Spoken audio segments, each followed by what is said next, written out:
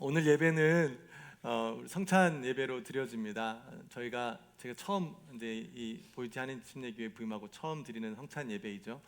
코로나로 인해서 또 이런 일들을 많이 하지 못하고 어떤 절기 때만 하다가 우리 주일 예배 때 성찬식을 또 올해부터는 분기별로 진행하려고 합니다. 이 성찬 예배가 어떤 형식적인 예배가 아니라 정말 실제적으로 예수님께서 우리에게 명하신 예수님의 살과 피를 기념하는 또 은혜의 시간이 되기를 소망하며 또 먼저 말씀을 나누도록 하겠습니다. 예수님에 대한 말씀은 성경에 기록되어 있죠. 특별히 예수님은 창세 전부터 창조주 하나님과 함께 계신 분이다라고 우리에게 설명하고 있습니다. 그런데 또한 예수님께서는 성경에도 기록되어 있고 역사에도 기록되어 있으셨듯이 우리와 똑같이 인간의 몸을 입고 이 땅에 사셨던 인물로 우리는 또한 알고 있습니다. 그래서 어떤 이들은 성경을 알지 못하거나 믿지 못하는 사람들에게는 때로는 이 예수님이란 존재가 그냥 우리와 별반 다를 것 없는 한 인간이었다고 받아들이는 사람도 있고요. 또 어떤 사람들은 참 좋은 선생이었다라고 기억하는 사람들도 있고요.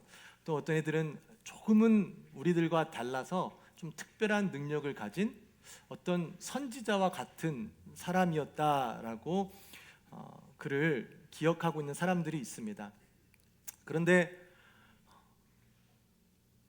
그들이 알던 모르던 믿던 믿지 않던 예수님이란 그 존재가 이 땅 가운데 오시게 되는 것 그 자체로만으로도 하나님께서 이 땅 가운데 미리 그 예수님보다 미리 성경으로 말씀해 주신 그 말씀이 이 예수님으로 증명되는 사건이 이 땅 가운데 이루어지는 것을 통해서 그 예수님의 존재 그 자체가 바로 하나님의 존재와 예수 그리스도가 이 땅의 메시아임을 다시 한번 우리에게 확인시켜주는 그런 진리가 되게 됩니다.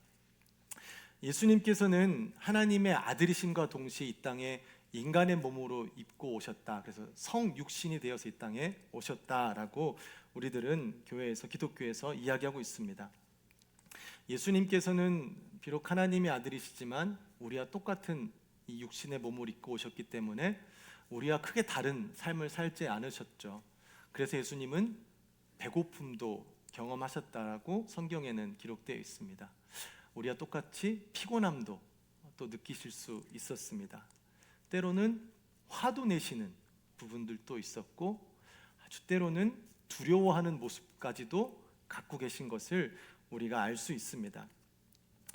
분명 예수님께서는 이 땅에 인간의 몸을 입고 오신 분명한 이유와 또 목적이 있으셨지만 그뿐 아니라 이 땅에 우리와 같은 몸으로 살아내시면서 우리에게 우리가 어떻게 살아가야 될지 모범적인 모습, 표본이 되는 모습 또한 살아내 주셨습니다.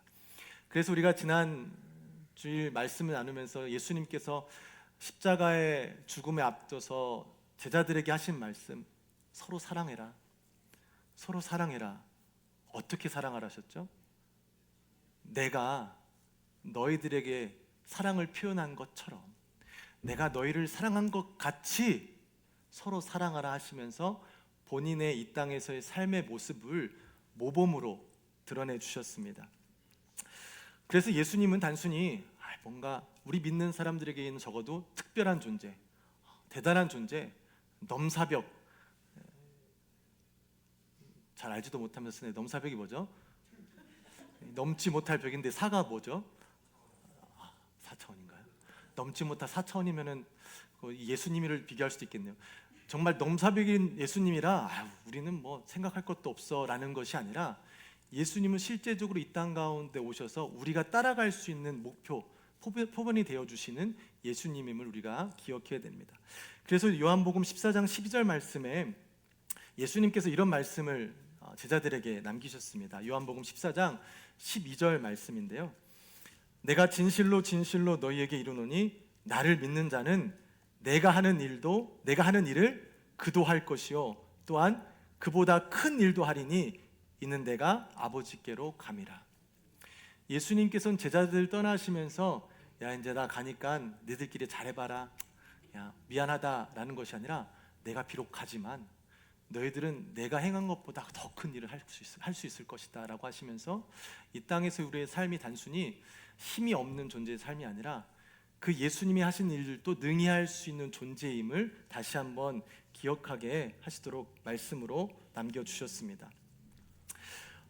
이러한 관점으로 우리가 예수님을 본다면 오늘 말씀을 통해서 우리는 우리가 바라보고 생각하는 기도와 우리에게 주어진 삶에 대해서 조금 더 다른 관점으로 우리가 바라볼 수 있게 됩니다. 신앙생활에 있어서 참 중요시 강조하고 필요하다라고 하는 것 중에 하나가 바로 기도입니다. 그쵸? 기도 그거 대충 해도 돼, 그런 소리 들어보셨나요? 혹시 여러분 평생 신앙생활 가운데 야 너 기도 너무 많이 했어, 그만해, 야 그만해도 돼 라는 소리 들어본 적 있으신가요? 없죠. 아무리 해도 이 기도의 중요성과 필요성에 대해서는 그 누구도 부인할 수 없습니다. 그래서 기도를 강조하고 우리는 있지만 참 어려운 것은 그렇게 중요하고 필요한 것을 익히 듣고 알매도 불구하고 문제는 무엇이죠? 안 되는 거예요. 기도가 안 됩니다. 안 합니다. 그러나 이게 감사한 일인지 아니면 어려운 일인지 하나님께서는 우리에게 때로는 기도할 수밖에 없는 상황을 주시기도 하시죠.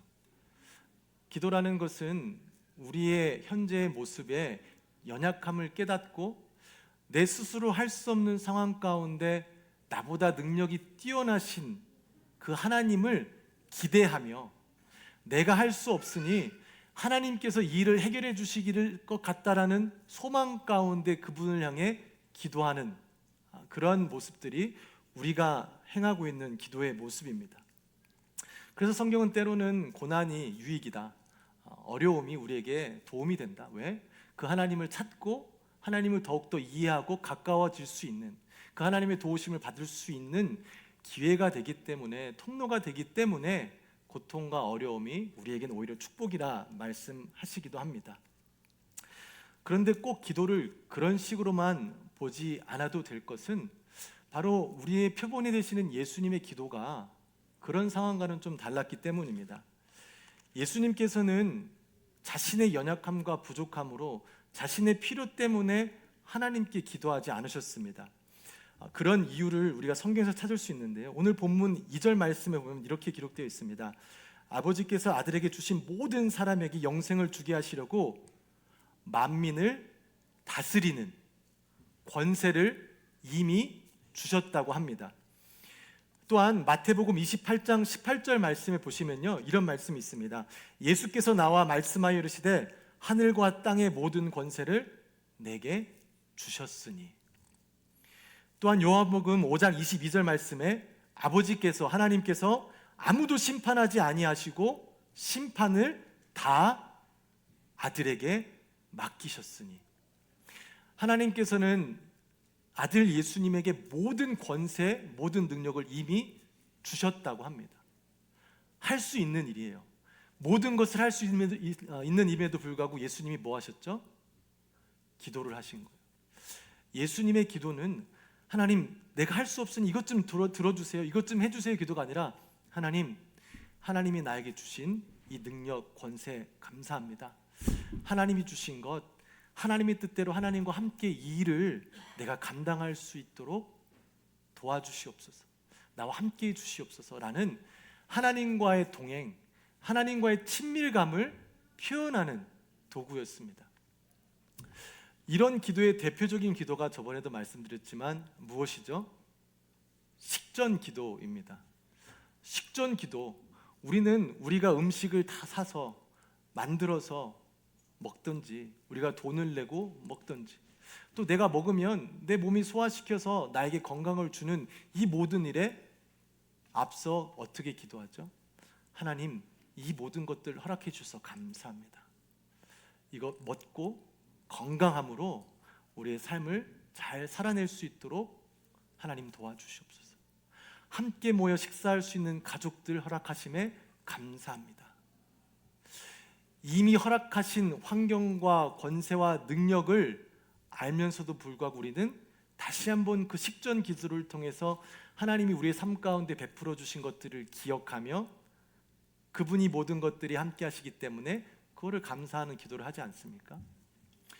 우리의 삶의 기도는 당장에 나의 어려움과 필요를 해결하기 위한 수단으로만 쓰는 기도가 아니라 우리의 기도는 이미 우리의 삶 가운데 허락하신 이 모든 일들 가운데 이 허락하신 이가 하나님이심을 인정하며 그 하나님께서 나에게 이 일을 해나갈 수 있는 권세를 이미 허락하셨기 때문에 그것을 감사하며 그를 허락하신 하나님과 함께 그 일을 함께 해나가기 원한다라는 하나님에 대한 친밀감을 표현하는 것이 바로 예수님의 기도이고 우리가 할 수 있는 기도인 것입니다. 저와 여러분이 이러한 기도를 깨닫고 회복하며 그 하나님과 좀 더 친밀감을 경험하면서 삶을 살아가게 되기를 축복합니다. 그 하나님이 나와 함께 하심을 믿는 삶과 나 홀로 살아남은 삶의 차이는 어마어마하기 때문에 그렇죠. 특히 이런 기도의 형식에 있어서 가장 중요한 차이점이 하나 있습니다. 우리는 보통 기도할 때 기도의 주체가 누구죠? 나죠. 나고 기도의 대상이 누구이죠? 하나님이시죠. 하나님, 오늘 내가 시험을 봐요. 이거 꼭 시험에 통과하게 해주세요. 하나님, 나 지금 이 문제가 너무 어려워요. 제가 견디기 쉽지 않습니다. 하나님, 내가 이 문제를 극복할 수 있도록 힘을 주시든 상황을 만져주시든 하나님이 좀 해결해 주세요 라고 기도를 하는 것이 우리의 기도입니다. 근데 예수님의 기도를 한번 볼까요? 1절 말씀에 이렇게 기록하고 있습니다. 예수께서 이 말씀을 하시고 눈을 들어 하늘을 우러러 이르시되 아버지여 때가 이르렀사오니 누구를? 아들을 영화롭게 하사.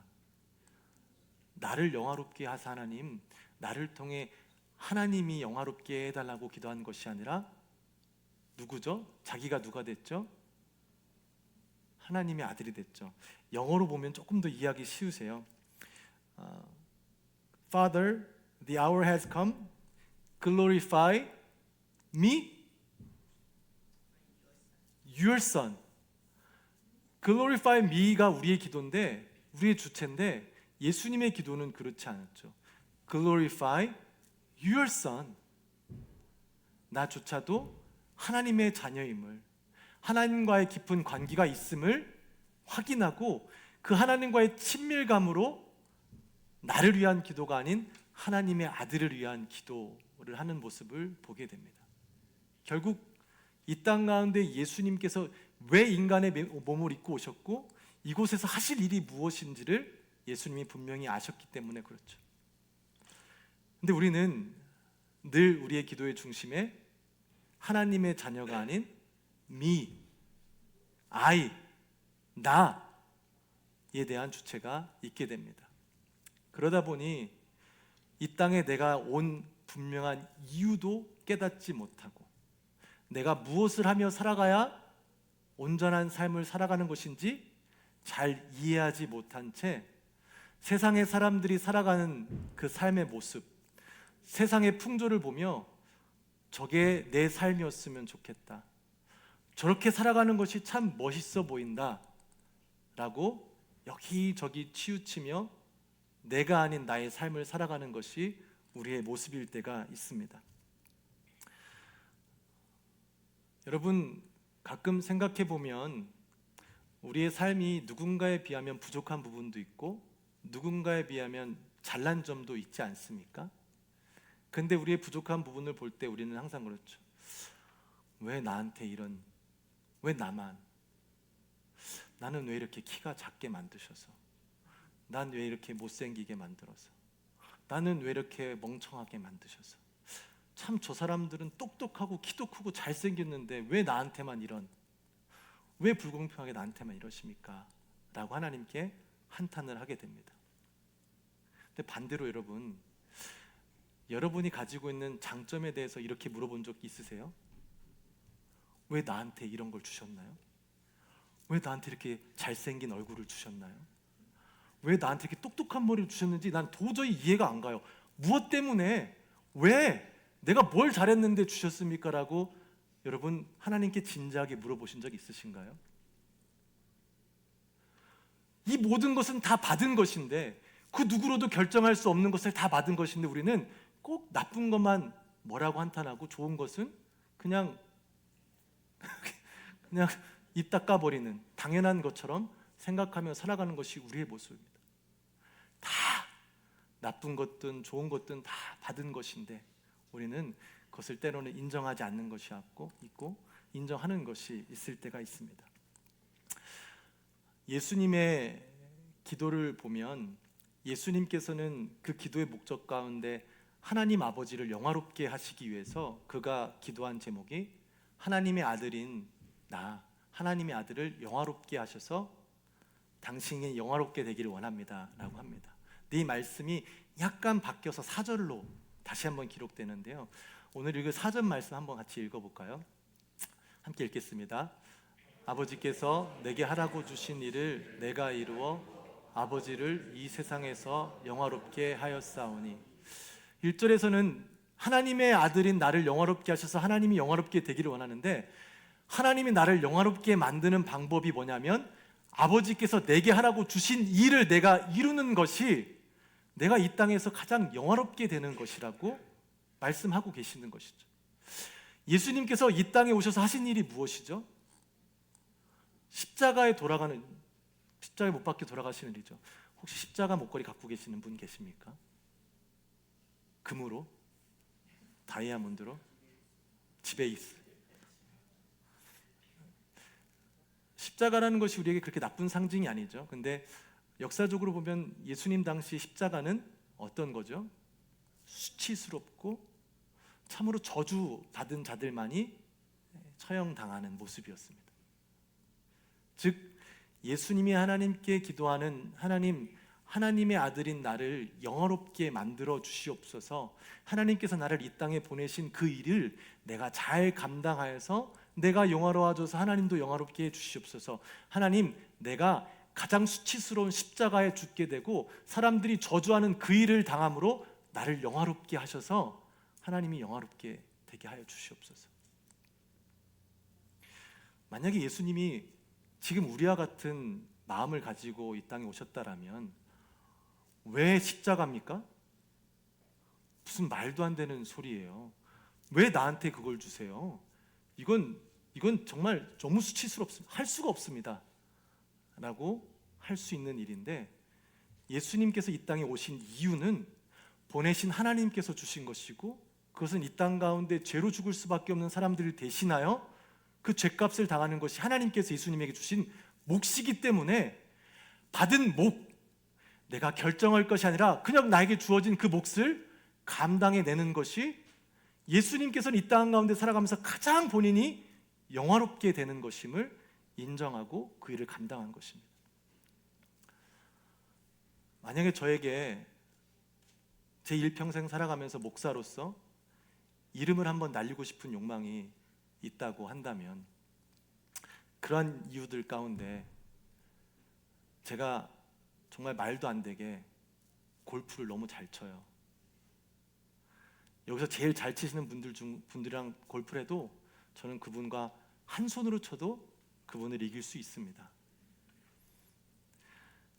그러면 목사인 제가 여러분에게 인정받고 존경받을 수 있는 이유가 될까요? 와, 우리 목사님 골프 진짜 아침 저녁으로 맨날 골프만 치시는 거야. 한 손으로도 나를 능히 이기시는 능력을 가지셨어. 정말 저 목사님 내가 평생을 존경하며 따라야지. 아니죠. 제가 여러분들보다 뛰어난 이 물질적인 지식이 있어서 주식을 하든 뭘 하든 막 돈을 엄청 모으는 거예요. 주일날 막 여러분들 막 차 별것 아닌 거 타고 오시는데 저는 막 차가 막 럭셔리한 차 타고 막 교회 와갖고 기사도 있어서 기사가 막 내려주고 딱 나타나서 여러분한테 막 여기 어마어마한 것들 차고 막 설교를 해보세요. 여러분 눈이 막 반짝반짝거리면서 야, 난 저 목사님, 야, 난 너무 존경해. 그러시겠습니까? 제가 목사가 어떤 것인지 정확히 표현하는 것이 여러분에게 동의가 안 될 수도 있겠지만 아마 각자 여러분들도 목사라는 자가 어땠으면 좋겠다라는 바람이 있을 것입니다. 그리고 그 바람이 있을 때, 야, 저 목사님 진짜 목사님이다 라고 인정하며 존중해 주실 수 있으시겠죠. 저에게 주신 사명이 목사이고 저는 그 목사의 사명을 잘 감당하기에 제 옷에 맞는 일을 찾으며 그 일을 하는 것이고, 그 일을 할 때 저는 목사로서 가장 빛나는, 가장 영광스러운, 가장 영화로운 모습을 드러낼 수 있는 것입니다.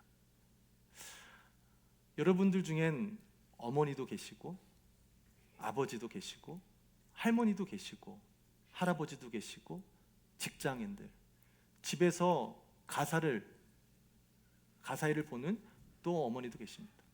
다 하나님께서 주신 것이죠. 그 하나님께서 주신 그 모든 일들, 왜 나에게 주셨어요? 난 좀 저렇게 하고 싶어요. 좀 멋지게 좀 살고 싶어요. 이것 말고 저것 달라니까요 라고 하며 우리의 삶을 부정하고 있지는 않습니까? 내가 볼 때 가장 멋있고 화려한 모습을 내가 좀 만들고 싶어 하지 않습니까?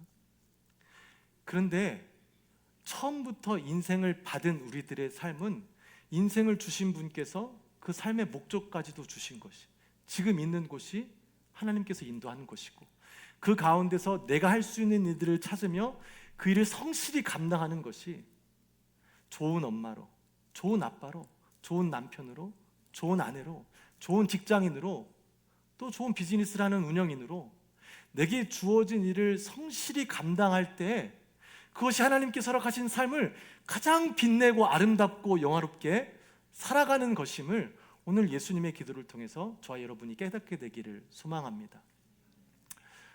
이 말씀이 전혀 내게 주어진 이 삶의 한계를 넘어가지 말라, 주어진 일에 그냥 갇혀서 살아가라는 말씀은 아닙니다.